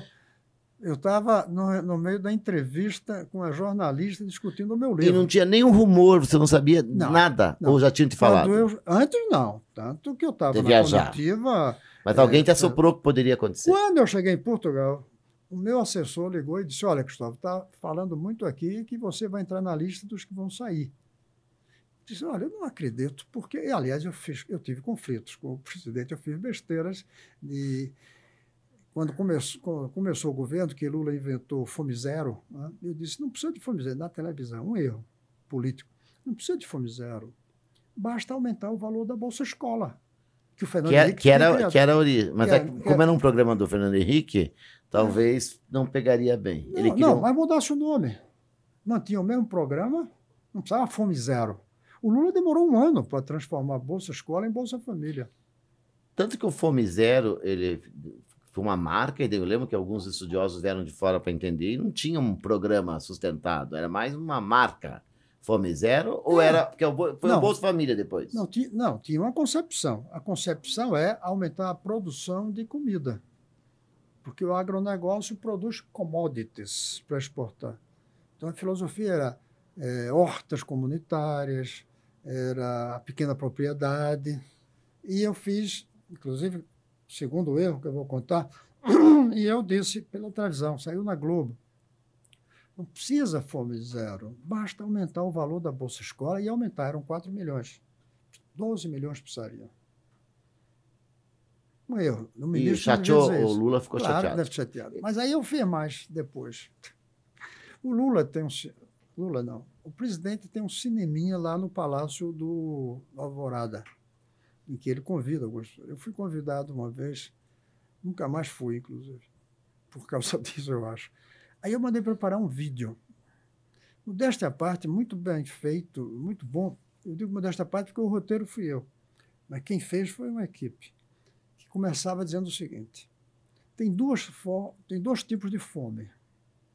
Existe a fome de falta de alimentos. Aí aparece deserto do Saara, gente pobre, africanos pobres. Essa fome só se resolve levando comida. Aí aparece avião soltando comida de paraquedas na África. E existe uma outra fome. É a fome em que tem comida, aí aparece o agronegócio, aparece o supermercado cheio, pobres na frente. Essa fome em que existe a comida e existe a fome se resolve colocando dinheiro no bolso do povo. E o Brasil já sabe como fazer isso. O programa Bolsa Escola é um programa que resolve a fome. Só precisa chegar a todos e ser um pouquinho maior. Isso já tinha o Bolsa Família na época, e você Não, falou em tinha Bolsa. Bolsa Só Escola. só tinha Fome Zero anunciado. Tinha Fome Zero já em andamento. E você falou Bolsa Escola no Aí vídeo. eu disse, precisa de Bolsa Escola, porque a Bolsa Escola continuou durante o ano todo. Ah, tá, eu não lembro disso. Durante o tempo que eu fui ministro, o Lula manteve a Bolsa Escola. Só depois que ela foi transformada em Bolsa Família. Só em fevereiro de 2004, eu já estava fora, inclusive. Agora, isso aqui conta a história. A Bolsa Escola foi uma coisa que eu inventei quando eu era reitor, que publiquei num livro chamado A Revolução nas Prioridades, e que quando eu fui governador, na campanha eu disse que ia fazer, muita gente achou que era maluquice, e foi na primeira semana de meu governo que eu criei a Bolsa Escola. Como governador do Distrito Federal. Como governador do Distrito Federal. Pagava-se um salário mínimo, mas a mãe tinha que levar não, podia, a criança ia andando sozinha, mas tinha que ficar na escola. Se faltasse 3 dias, só permitia se faltar 2 dias. Perdia a bolsa. Perdia a bolsa naquele mês. Voltava a receber no seguinte. Essa ideia se espalhou por muitos lugares no exterior. E o presidente Fernando Henrique Cardoso adotou. Depois de 5 anos. Eu passei 5 anos tentando convencê-lo. Foi no segundo mandato. Foi no segundo mandato que ele começou. Primeiro ano do segundo mandato. Passei 4 anos. O quinto ele fez. 4 anos tentando convencê-lo, com carta, com documento. Aí saiu na revista Time, americana, uma matéria sobre o meu programa. E aí foram despertando. Então o programa já estava em andamento. Já tinha 3 anos no governo Fernando Henrique. O presidente Lula não tinha simpatia por esse programa. Inclusive, ele só aceitou transformar a Bolsa Escola em Bolsa Família por sugestão, sobretudo, do Duda Mendonça, como uma coisa que ia dar impacto positivo na imagem do governo dele. Mas, voltando, aí eu fiz esse filme. O Brasil precisa só de aumentar o valor da Bolsa Escola. Naquela época, é claro que o presidente não gostou quando assistiu o filme. Sim, aí eu fiz o filme. E você assistiu o filme junto com o presidente? Assisti. O filme, até me lembro, o filme do dia. O filme era Deus é Brasileiro. Ah, com o Antônio Fagundes, se não me engano. Do Fagundes. Aí eu levei isso para passar antes. E passou. Eu sou de lá, eu conheço o pessoal. O funcionário colocou esse filmezinho antes. Eu senti que estava... Gerou um desconforto. Gerou um desconforto muito grande. Eu senti isso. Se arrependeu? Nem sei se me arrependi, mas foi um erro. Erro é uma coisa, arrependimento é outra. Erro é uma coisa, arrependimento é outra. Engraçado, você me lembrou agora o oposto.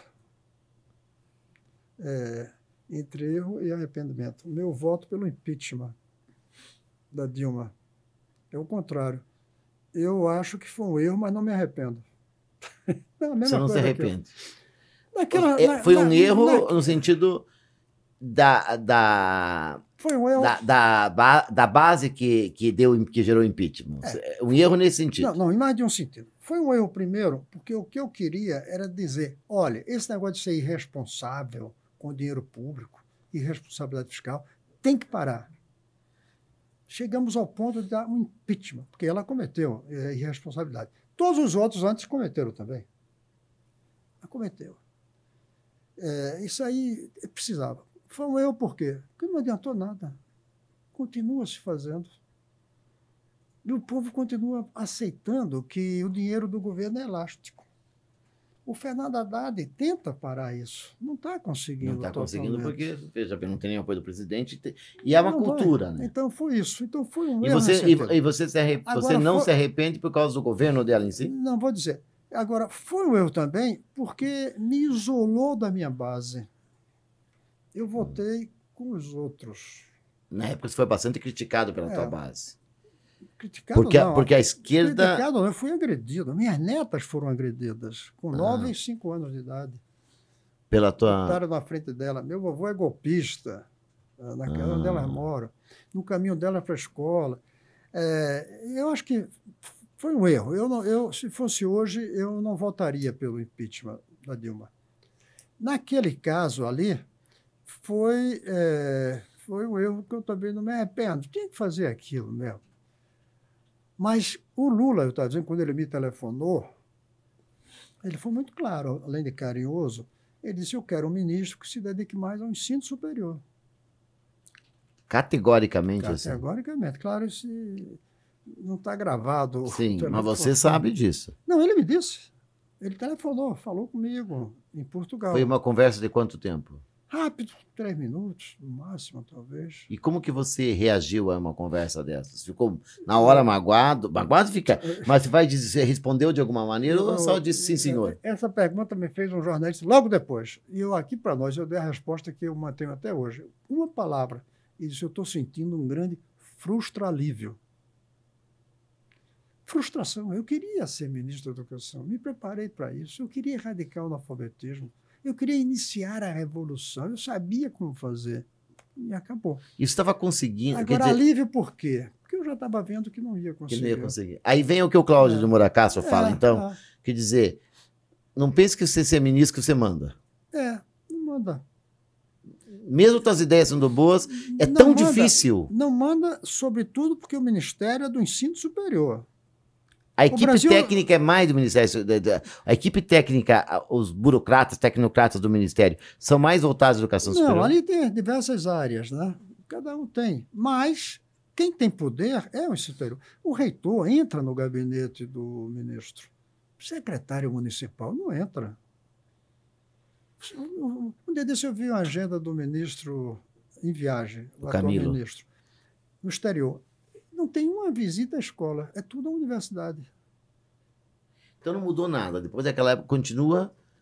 Continua, só que o foco na educação superior. Claro, com alguns programas interessantes. Tem programa. Tem um dinheiro agora maior para o ensino em horário integral.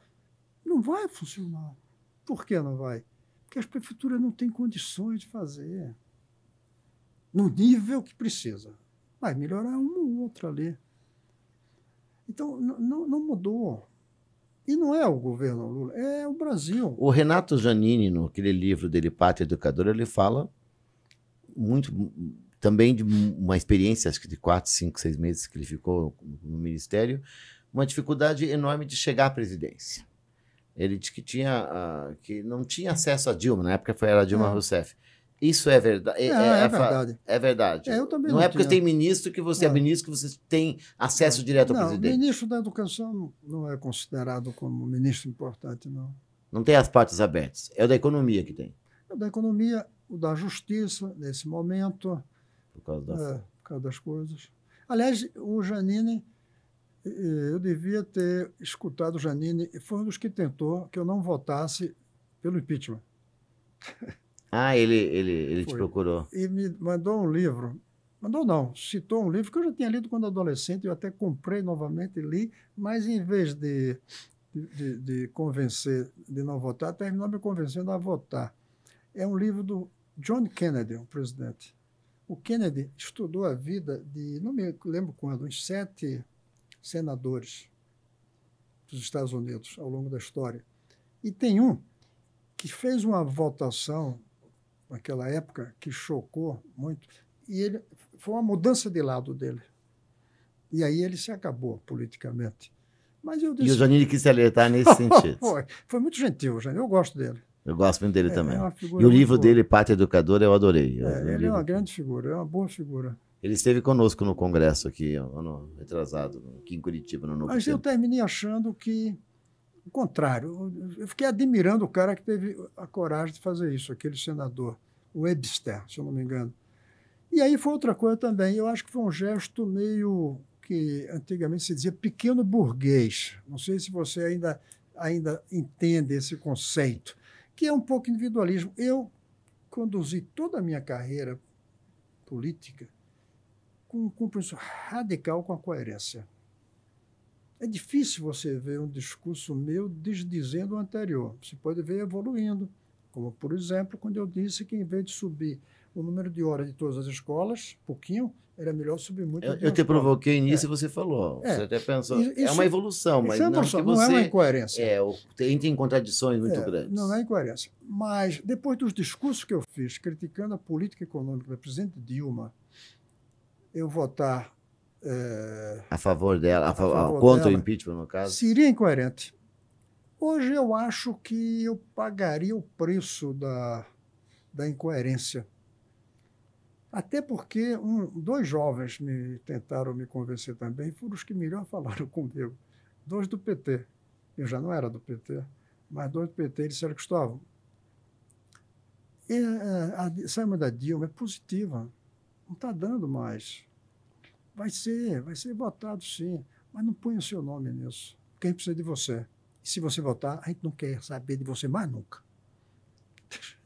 Você acha que isso ainda, depois de tanto tempo, já está resolvido ou ainda tem esse... Olha, a melhor pergunta até hoje, do meu ponto de vista. Olha, se você olhar o governo Lula, está cheio de golpistas destes.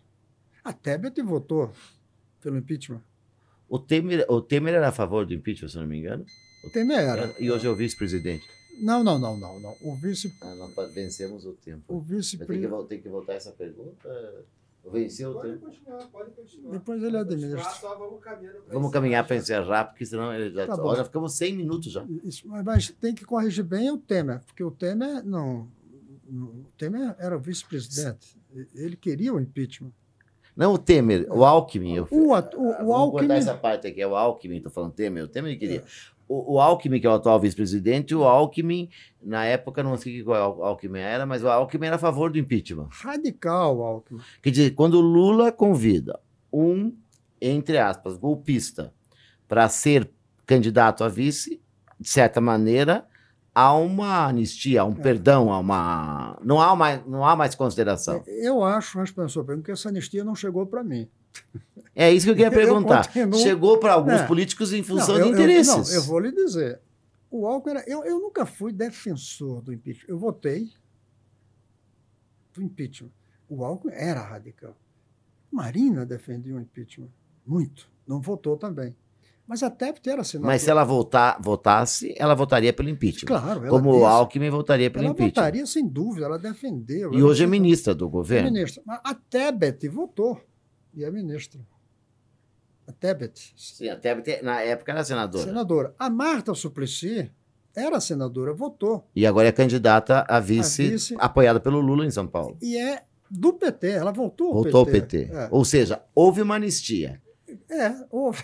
A Marta, inclusive, ela foi excluída durante um bom tempo e hoje está abraçada de novo com o partido. O Lewandowski não dá para dizer, porque o Lewandowski estava ali como juiz, mas ele que presidiu, mas era juiz, então não dá para colocar. Mas esses quatro aqui, e tem mais, tem outros. Outros que o Lula tem uma relação. Mas, no meu caso, eu não sinto. Eu sinto que se mantém...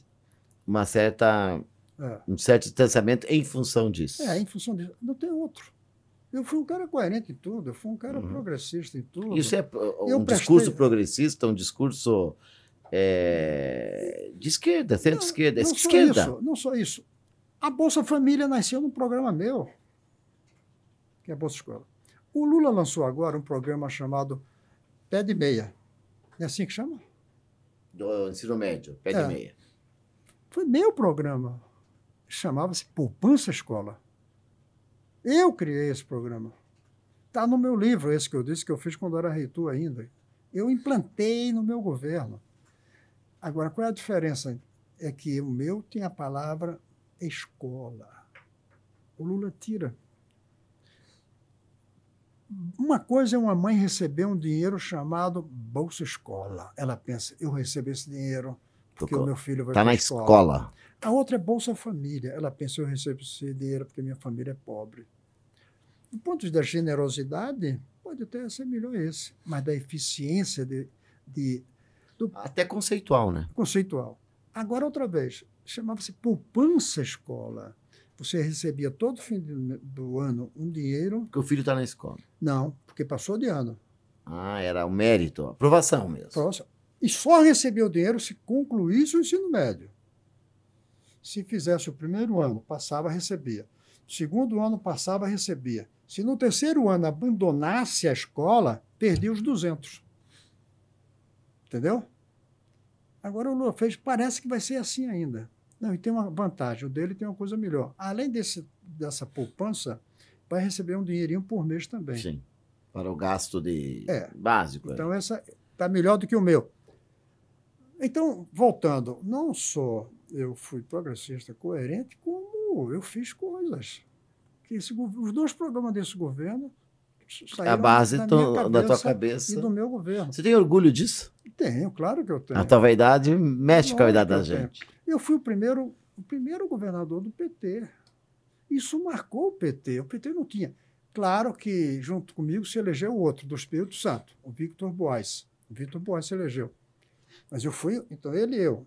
Mas ele saiu do PT logo, antes de terminar o mandato. E você terminou o mandato dentro do PT? Terminei dentro do PT e me elegi senador pelo PT. E a tua relação com o partido hoje é uma relação em função dessa situação estremecida ou uma relação... Não, estremecida né? Mas tem boa. Hoje em dia eu já converso, já dialogo, até porque eu apoiei o Lula nessa eleição de 22, logo no começo. Eu fui o primeiro dos que não são da... Foram os candidatos à presidência que fizeram uma gravação. Fizemos uma gravação, mas antes dessa gravação eu já comecei. Ainda em 2020 eu já comecei. E foi um pedido do Lula especial ou foi o pedido do partido, da coligação? Quem fez isso foi o Mercadante. O Mercadante que ligou para a gente. Ligou e pediu esse... Ele era o coordenador da campanha. Eu aceitei na hora, porque eu já estava defendendo. E não tinha melhor, não.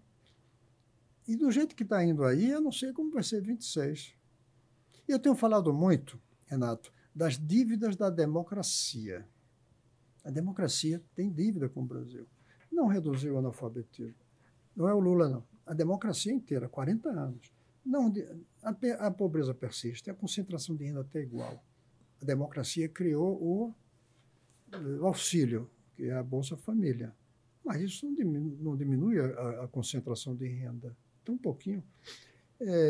A gente não resolveu o problema de como é que é ter militar na democracia. Cada eleição vê os militares se metendo, como agora quase tem golpe. Não teve golpe porque teve alguns legalistas, não porque o sistema impediu. Foram 2 ou 3 generais. Que não aceitaram, né? Agora a gente sabe não bem. Fizemos uma economia eficiente, não aumentamos a produtividade. Então, nós estamos cheios de dívidas para cumprir. Que é uma expectativa que a esquerda, pelo menos, teria resolvido parcialmente, melhor um pouco, né, do que está. Mas se acomodou por aquele lado meu. Em vez de povo, caiu nas mãos dos sindicatos. Confunde povo com sindicato, confunde público com estatal. Começou a ficar contra reformas. E outra coisa, não vê moeda como um patrimônio do país. Pensa que a moeda pertence ao governo. Moeda é tão importante, veja o que eu vou dizer, hein? Moeda é tão importante quanto a bandeira e o hino. A moeda é um símbolo da nação, tanto o valor da moeda. Mas no Brasil, não.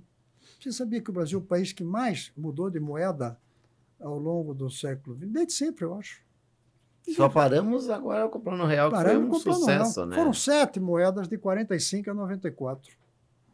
A gente é mais campeão. Bem, eu da minha geração já vi. Eu lembro quando era criança que a cada 4, 5, 6 anos tinha um plano que mudava. Isso é uma desmoralização e faz com que o sistema social não funcione bem. E aumenta a pobreza. O maior gesto de distribuição de renda do Brasil foi o Plano Real. Mais do que a Bolsa Família. Pouca gente sabe disso, né? Isso está medido. E na época do Plano Real, para a gente fechar isso aqui, Plano Real, você foi a favor? Totalmente. Porque o PT era contra. Aí é que eu tive muitos conflitos com o PT. Esse foi um conflito, você foi a favor do Plano Real? Fui, mais que isso. Eu dei uma entrevista na revista Veja, nas páginas amarelas, antes da eleição de 94, ou seja, o Real tinha acabado de chegar, né? E aqui tem uma boa história para ver como o Lula é um cara que se recicla nas coisas. E na entrevista eu disse, se o Lula ganhar a eleição, tem que manter o Malan no ministério. pelo menos por 100 dias, porque eu sou economista, professor de economia. O fator mais importante na economia funcionar bem hoje é a confiança. Sem confiança, a economia não funciona bem. O meu problema da Argentina é a falta de confiança dos agentes econômicos. Quem compra, quem vende, quem distribui, quem produz. Tem que manter o malandro. Eu defendi. Lembra que o Lula, na campanha de 94, ficou contra o real. Eu acho que perdeu, inclusive, em parte por isso. Com licença, Renato, senador, tudo bem? A conversa está, assim, incrível demais. Por mim, ficava mais umas 6 horas falando aqui. Porém, estouramos o nosso tempo. Precisamos encerrar essa conversa, tá? Tá bom. Com certeza vamos conversar mais ainda aqui nos bastidores. Ficaram perguntas nessa aula. Posso fechar só Tem isso que... aqui? Pode concluir. Tudo bem. Então, fui defensor do real. Eu considero o real... As grandes coisas do Brasil foi a independência, a abolição, a república, a industrialização, a abertura para o Centro-Oeste e o Plano Real. Eu considero isso. O Plano Real foi uma mudança de vida radical para nós. Agora, naquela época eu defendi. E o PT contra. Mas 2 anos depois eu estive com Lula. Eu tinha perdido a reeleição para o governador. Ele perdeu a eleição para o Fernando Henrique. Estive no escritório que ele tem em São Paulo. E no meio da conversa, de repente, ele olha para mim e diz: você tinha razão. Eu não sabia de que ele estava falando. Ele disse: razão em quê? Ele disse: aquela história do manter o malandro. A gente não pode brincar com isso. Claro que no segundo mandato do Fernando Henrique, eu vi que já não podia ser o malandro. E aí ele trouxe o Palocci, que fez o que Malan faria. Que foi um ministro na economia considerado muito bom. Né? Corretíssimo. Mas você vê, o Lula foi um presidente muito responsável no primeiro mandato dele, e eu diria até que no segundo, razoavelmente. O Lula não se submeteu à visão irresponsável da esquerda com as coisas fiscais. O Lula foi responsável. E eu acho que vai ser nesse também. Eu acho que ele vai dar o apoio necessário ao Haddad. Aqui e ali ele vai dizer essas coisas que ele diz de vez em quando. Mas eu acho que internamente deve dar dando esse apoio. Ele fala para os seus seguidores, dizendo coisa diferente, mas vai. O Lula vai ser um presidente responsável. Mas, senador, meu querido amigo, senador, muito, muito obrigado. Passamos aqui essa conversa. Ele voltará com certeza no nosso para um outro bate-papo, que foi maravilhoso. Que aula que nós tivemos, que aula que eu tive, que delícia conversar com você. Pela intimidade que você proporciona. Pode falar nessa câmera aqui, que você vai falar aqui, dar teu tchau aí para o pessoal, agradecendo. Deixar meu livro com você aqui, senador. Esse é um livretinho que eu escrevi recentemente sobre educação transformadora, com alguns tópicos sobre o que a gente está trabalhando aqui, até no Instituto Casagrande, sobre essa educação. Te agradeço muito e a gente continua, senador, está sempre aqui no Instituto Casagrande, então com certeza estará em outros momentos, não só aqui no podcast, mas também nos nossos eventos presenciais. Não é isso, Cristóvão? Renato, eu quero agradecer muito e dizer a todos vocês que nos assistem e os que vão assistir depois, que eu fico muito satisfeito, porque sempre que eu venho aqui com a turma Casagrande, eu aprendo e eu participo bem. Esse livro mesmo, eu participei dele escrevendo o prefácio. Então, eu tô recebendo. É mesmo. Então tá aí, ó. Tá aí esse, na verdade, escreveu o prefácio num livro da Cortez, e esse aí tem um trecho do prefácio aí. Eu, portanto, sou participante, e a melhor maneira de participar é abrindo. Se você pegar aqui atrás, na estante, esse livro amarelo aqui, ó, esse Educação nos Novos Tempos, você escreve o prefácio inteiro. Mas aqui, de certa maneira, tem também no prefácio. Então, eu fico muito satisfeito de sempre estar participando, mas a melhor maneira de participar é essa, conversando com vocês que estão aí nos assistindo. Um grande abraço para cada um e para cada um. Obrigado aí, Cristóvão. Saudação, tudo de bom. Pessoal, muito obrigado. Até a próxima. Um beijão no coração de cada um e de cada uma.